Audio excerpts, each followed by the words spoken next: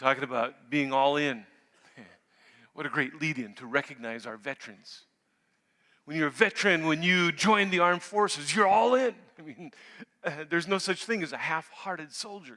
You're in or you're not in. You're either a veteran or you're not a veteran. So we're just talking about being all in, fully committed to something.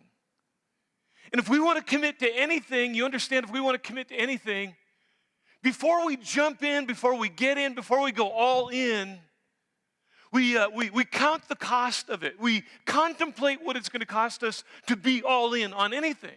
And it really doesn't matter what it is. We contemplate the battle because we know it's going to cost something, but if it's worth it, we will go all in. It really doesn't matter. Maybe you remember all the way back from when you were a little kid, and you remember telling your dad, "Dad, take the training wheels off the bike. I'm all in. We're going to do this."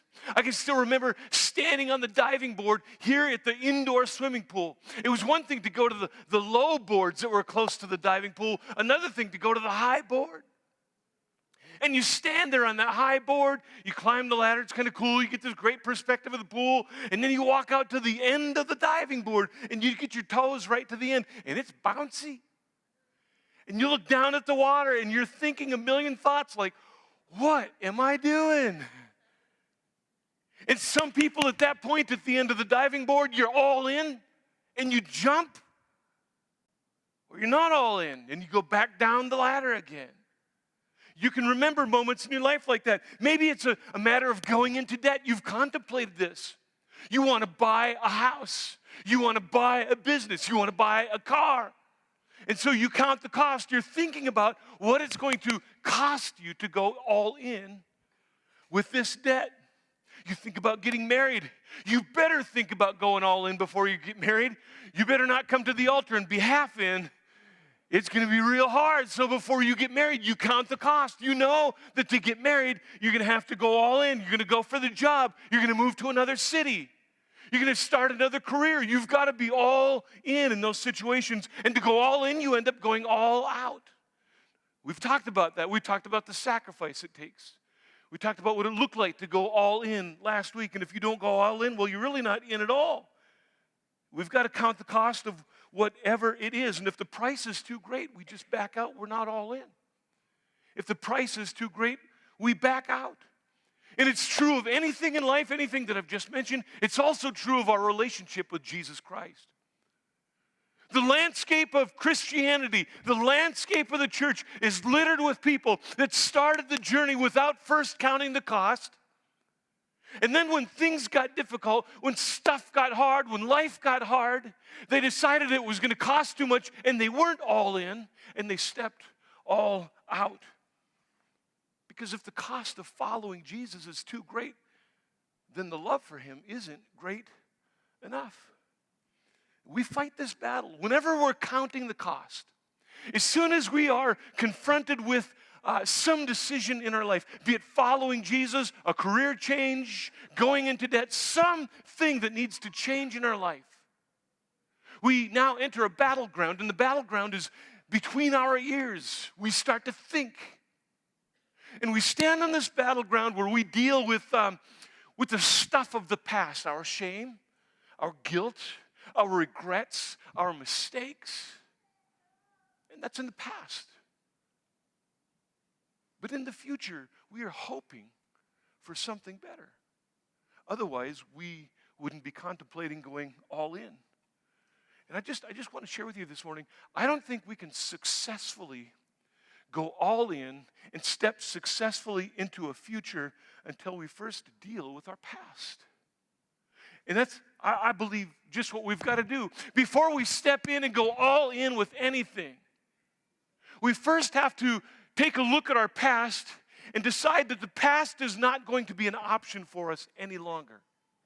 That the only option that lies before us is going all in. Because if we're anchored to our past, we're not going to go all in. We have to eliminate the possibilities of reverting back to old ways, old styles, old ways of thinking, past behaviors, whatever it might be. Let me tell you a story from the history books. You probably remember this from world history. I'm just going to assume you remember this from world history. Let me show you a picture this morning of this guy up here.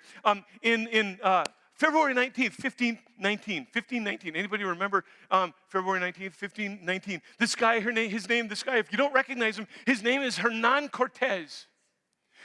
He leaves the shores of Spain and he sails to the coast of Mexico.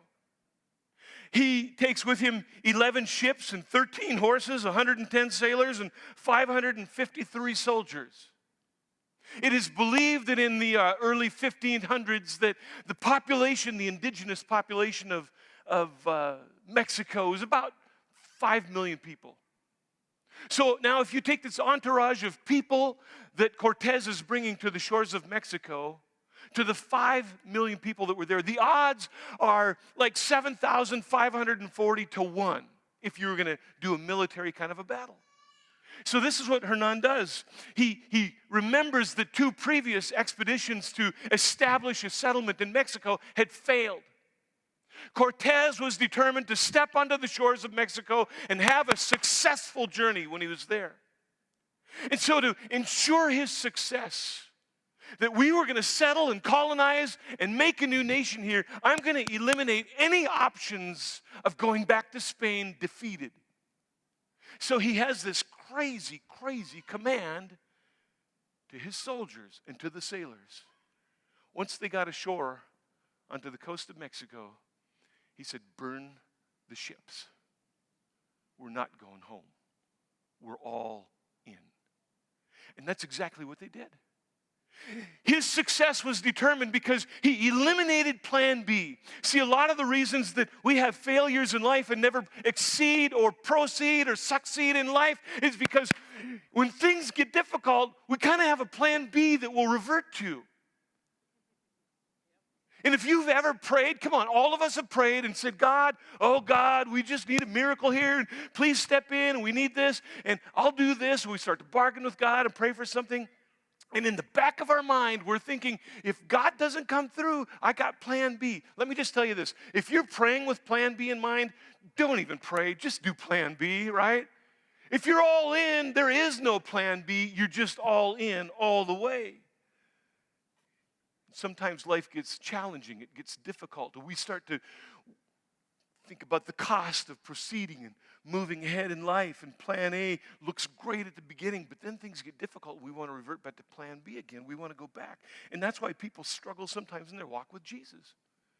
I mean, the starter pistol sounds here in a church or somewhere, and people say yes to Jesus, and it's a feel-good moment, and I'm taking a step of faith, and I'm going to start walking with Jesus. And then the moment they walk out of the doors of the church, real life begins. The family's not excited about their newfound faith. People at work start to persecute them. They find out the more I start to walk with Jesus, I'm having to make more difficult choices in my life than I ever had to make before. And then they step out. People come to the altar. They stand up here and they take vows to one another. I promise to be devoted to you and give my life to you. I'll do anything for you in sickness and in health. I'll go to the ends of the earth. I'll do anything for you. And then marriage begins. And then something happens in the marriage. It gets a little rocky, and we have a low threshold to pain, and now all of a sudden we revert back to plan B. Well, this is not going to work out. I guess I can divorce, and we'll go try this with somebody else. We'll start some venture in life. We'll start a class. We start the college. We begin some new journey in our life. And as soon as it's met with some resistance, because we haven't counted the cost, we didn't decide in our hearts to go all in, we back out. Going after plan A means we're just going to burn the ships. We're going to burn the ships. We're going to eliminate any possibility of going back to old ways.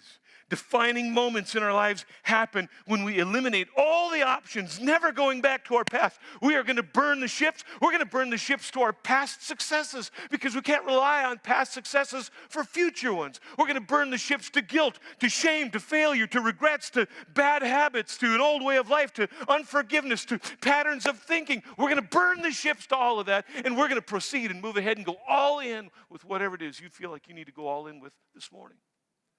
Now, in the Bible, in the Old Testament, there were characters in the Old Testament that kind of become well-known when you read Scripture, and they were called prophets. Now, a prophet was simply a man or a woman that spoke on behalf of God. And many times these prophets were empowered by God to do miraculous things. You can read many, many stories about these prophets, and God empowered them, and they did a lot of miracles. And some are more famous than others. And there's a couple of prophets that we're going to talk about just for a little bit this morning, and about one of them that burned the ships.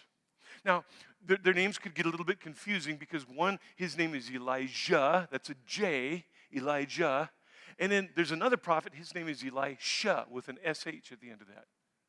And so Elijah is really kind of a famous prophet, and we're going to read about him in a historical Old Testament book called 1 Kings. If you want to follow along, I'll put scriptures up here for you. 1 Kings chapter 19, 1 Kings chapter 19, and we're going to talk about these guys, Elijah and Elisha. So let's just peer into their lives for just a moment and see what burning the ships looks like for them and for us. Here's how the story reads. 1 Kings chapter 19, beginning in verse number 19. Here's what it says. Elijah, he's the one who's the established prophet. He's already been doing a lot of prophetic work. He went and he found Elisha, the son of Shaphat, plowing a field. Here's all we know about Elisha at this point. He's a farmer kid. He grew up on the farm. That's all we know about him. And he's out plowing a field.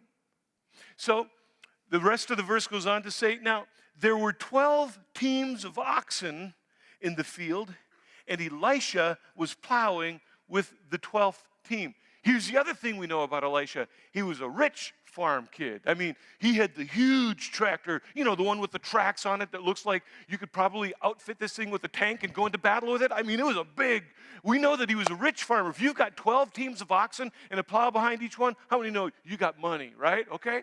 So this is what we know about Elisha. He's a rich farm kid. That's all we know about him to this point. Story goes on, rest of the verse. Elijah, he just went over to him and he throws his cloak across his shoulders. He walks away. Now, I think you probably have to understand the culture of the time to know the significance of this. So here's Elisha, and he's out there just kind of plowing the field, walking behind ox. Can you imagine what the scenery is if you're walking behind ox? Looking at that all day. And you're kind of plowing. And here comes this prophet out walking across the furrows of dirt out there, and he takes off his prophetic coat, this outer garment. In my mind, when I read the story, it's red. Would you just do that with me? I don't know what color it was. Could have been puce. I don't know. It's red, right? And he pulls it off, and he just walks over to Elisha the farmer, and he just throws it over his shoulder, and he just walks away. There was such significance in this, though, because that was a prophetic garment. He's saying, you know what, Elisha, God's got a plan for you. God's got some purpose for you. God's got a direction for you. It was symbolic of a new call and a new purpose and a new direction in his life. And I would submit to you, you are a candidate right now, today, in this place, set up for a new direction in life. Be it beginning a journey with Jesus or taking the step of faith. You've kind of been rolling this around in your head for a long, long time, wondering if this is what you should do. And maybe God's been preparing you for something great in your future. You understand this approach that Elijah has to Elisha. This is a God-ordained thing. And probably God's been speaking something in your life. And we're going to talk about some of those in a moment. So Elisha did probably what any one of us would do. Look at verse number 20. Elisha, he left the oxen standing there, and he ran after Elijah, and he said to him, first, let me go home and kiss my father and mother goodbye, and then I'll come follow you. I mean, because Elijah just goes walking off, and he lets go of the plow and starts to follow him. He knows that God is calling him to something. He knows there's a change in direction in his life, but he does what all of us look, let me go say goodbye. Let me ask you this. What things in your life do you need to say goodbye to before you go into something new? I dare say there's some things that you need to say farewell to. There's some patterns of thinking. There's some old habits. There's some old relationships. There's some regrets. There's some things you need to say goodbye to. The story goes on. Verse number 20 again. Elijah replied, you know what? Here's the first prophet that comes. He says, you just go back. You go back and kiss them goodbye all you want to, but you need to think about what I've done. That's a loaded statement right there. You know what I've just done to you, Elisha? I've asked you to go all in. I've challenged you to go all in. Elisha is probably thinking, that's not the way I read it. You just messed up my life, buddy. Like I was just happy plowing the field today. I got up, ate pancakes for breakfast, kind of hooked up the team of oxen, and today was going to be just like yesterday. Man, we just go out and plow the field. You messed with my life. And isn't it true that every time we maybe think about going into debt, getting married, starting a relationship, ending a relationship, going into business, whatever the case might be, it messes with us. And we're forced now to count the cost and think about what it's going to cost to go all in. Just think about it. Does God want you to just stay where you are in life? It's kind of like Elisha, if you want to, you can follow the oxen or you can follow God. Which one do you think is more appealing? You ever stood behind an ox before? I can only imagine how appealing that is. And some of your lives look like that. They just stink. You need to let go of the plow and start to follow God. You can follow the ox or you can follow God. You're half in or you're all in. And a lot of us, I think, are half in things, but we think we're all in. Let me tell you this. You're not skydiving until you jump out of the airplane. You can put on the parachute. You can get up to 5,000 feet above the surface of the earth, and you can stand at the door and grab the sides. You're not a skydiver. You can call yourself a rock climber. You can put on all the gear. You can get everything, all the ropes and all the stuff, and you can go to the mountain and you can look at it. You're not a rock climber. Not until you start climbing the rock. You're not anything until you start to do something, because then you're all in. And I think what Elijah was really challenging Elisha with is, Elisha, are you going to go all in or not? You better count the cost. But when you're finished counting, you know what you're going to discover, Elisha? You're going to discover this, that going all in is a lot more appealing and a lot more fun than walking behind an ox. Just saying, all right? The defining moment in Elisha's life was when he went all in with the invitation. Elisha, what are you going to do? And you may be faced with the same decision right now. Some of you are faced with some decisions that are defining moments in your life. When you say yes to Jesus Christ and you start to follow him, my life changed forever on the 2nd of February, 1986. It was a defining moment when I decided to go all in with Jesus. I knew about God, I knew about the Bible, I knew about church, but I didn't know what it was to go all in. And in that moment, in that evening service, in this church, I decided to go all in. Are you ready to go all in today with Jesus Christ? Maybe going all in for you means you need to get out of a relationship that you're in right now. It's a toxic relationship. You're living together. You're staying together. You just hate it. You don't like life. You're going to wake up tomorrow morning and feel miserable just like you did this morning when you got up. The defining moment for you is stepping out of that relationship. For some of you, you might need to stop a habit. For some of you, you might need to start a habit. A defining moment is when you count the cost and you say, I'm going to go all in and I'm fully committed to this. When you take that job, when you go to that school, when you get help for the past, when you pick up the phone and make the call, when you write the letter that resolves the conflict between the two of you, when you get together and take care of the past, it's a defining moment for you. And some of you need to do that. And you know you need to do it. And every day when you wake up, something reminds you that you're not all in and you need to go all in. Now, I love this story. So, Elisha has been challenged. Elijah puts the cloak over his shoulders, walks away. It's like, first let me go say goodbye to mom and dad. And apparently, Elisha went home and kissed mom and dad goodbye, counted the cost, and decided to go all in. Look at the story. This is awesome. Look at verse number 21 of this story. So Elisha, he returns to his oxen. He slaughtered them. He used the wood from the plow to build a fire to roast their flesh. He burned the plow, and when he burned the plow, he burned the ships. Elisha said, I'm not going back to my old way of life anymore. I'm done with that. I'm finished. This is something new. And then he makes the sacrifice. He cooked the oxen. He threw away plan B. He burned the ships. He went all in. He says, I'm not going back to that again. And some of you need to do the very same thing. Just think about what he did. Think of, he cooked his old way of life, and he ate it for lunch. You know, it really doesn't matter what you do. For some of you today, it's a decision about your education. For some of you today, it's a decision about a habit. For some of you, it's a decision about a relationship, to start a career. Might be just as simple as something about losing weight, getting out of debt,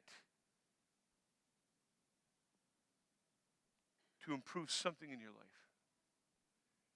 And the first step is always, always, always, always, always the most difficult. But it's not enough to say, I'm going to step away from my past. It's also about stepping into your future. And that takes something that we just call faith. And one of the biggest problems that I think we have as followers of Jesus is that we want God to do something new in our marriage, in our heart, in our mind, in our life, while we continue to do the same thing over and over again. We can't ask God to do anything new in our lives until we are willing to take on the challenge to do something new as well. Let me just challenge you with this for a little bit here. Science tells us that our brain physically changes probably many times throughout our life. We all know about the teenager frontal lobe thing that's not developed, right? That's why you think you can jump a motorcycle over 27 school buses and not get hurt in the whole thing. But somewhere along the line in our lives, our brain changes. When you're a kid, it's imagination. You just have this incredible imagination. You know, when you're a kid, you can be anything and do anything. Come on, how many put cardboard on their arms and jumped off the roof? Come on, anybody? Because you were sure you could fly, right? You had this amazing imagination. You could take pieces of paper and you could imagine them to be things, and you could create things and invent things, and you were going to be an astronaut, a truck driver, a pilot, a nurse, a doctor. You just had this amazing imagination. But then somewhere in our life, as we age, our brain doesn't have that same imagination anymore. Now we go to memories. Yeah, those are the good old days when the Vikings used to win football games. Just wanted to see if I had my audience this morning. And we stop using our imagination. We stop dreaming about possibilities. When you were a kid, you could do anything. As you grow older, you're not sure if you can accomplish anything. I think God wants us to have a wild and vivid imagination at every point in our life, to imagine, to a dream, to plan that we can step into this unknown future, and God will step into our hearts as well. I think God just wants us to go that way, to overcome our past, to forgive the hurts, to see the possibilities, to live free from guilt, to see ourselves in a whole new light, to burn the ships. Come on, church. We've got some ships to burn today. You want to revert back to plan B in your marriage. Come on. Let me talk to you about your marriage. Do we need to burn some ships in your marriage? There's been an old pattern in your marriage, and you need to burn some ships today, because you know what? You're not proactive in your marriage anymore about loving your spouse. You're reactive in creating the tension. We need to burn some ships of behavior in the way we treat one another in the marriage. For some of you, come on, parenting, we need to burn some ships. When you're a parent, are you leading your children? Are you leading your children as parents? Or are you just getting by day by day? You need to burn some ships, and for you that might mean you need to change some of your own habits. You need to change some of your own behaviors so you can be the parent you need to be for your kids. What about with money? Some of you need to burn some ships with money. You've got a pattern of spending, a pattern of spending, a pattern of spending, and you live paycheck to paycheck. Are you a steward of God's money to do God's work, or do you just hope to get by from month to month? Burn the ships in the way you're dealing with money. What about spiritually? Do you live day by day trying to avoid sin and just break even? Or do you want to conquer the things that want to conquer you today? Do you want to break the chains that we sang about earlier this morning? Today, right now, we're going to cook our old way of life, and we're going to eat it for lunch. We are going to burn the plow. We're going to burn the ships today. Stand to your feet with me.